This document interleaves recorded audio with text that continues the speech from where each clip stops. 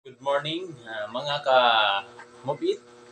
Ito, may bagong order po tayo na disposable hair net.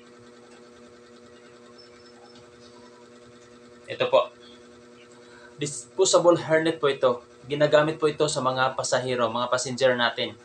So yung iba naghahanap po ng hairnet, yung ibang pasahero natin, lalo na mga babae, kasi kailangan talaga ito.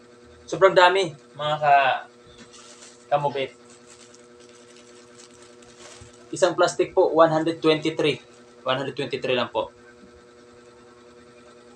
At sa gustong bumili, mga ka-Mubit, ilagay ko yung link diyan sa aking description. So doon titignan niyo lang po at pipindutin. Doon po natin mabili. So isubukan natin mga ka-riders. Move It, Angkas, at saka Joyride. Yan, kailangan po natin to. Ganyan. Ginagamit po ito para po hindi po magkagulo-gulo yung buhok ng ating pasahero. Tapos sabay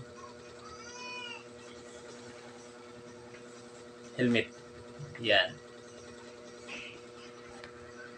Yan po. Tapos sarado natin. Ayan po, mga ka-Mobit, mga ka-riders. Sobrang dami talaga. Ayan. Disposable hairnet po. Isang box, 123. Ayan, 123 lang po. So napakamura lang. Nakakatipid tayo dito kaysa bibili tayo ng tagi-isa-isa. Okay?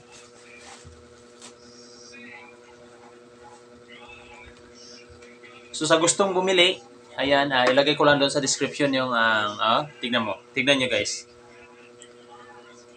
Ayos ang ng ating buhok pag mayroon nito.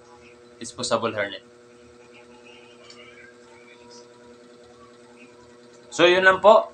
At huwag niyo po kalimutan press ang notification bell at ilagay niyo po sa all para lagi po kayo i-updated sa aking video na mga i-upload everyday. So maraming salamat. Saludo po ko sa inyo lahat.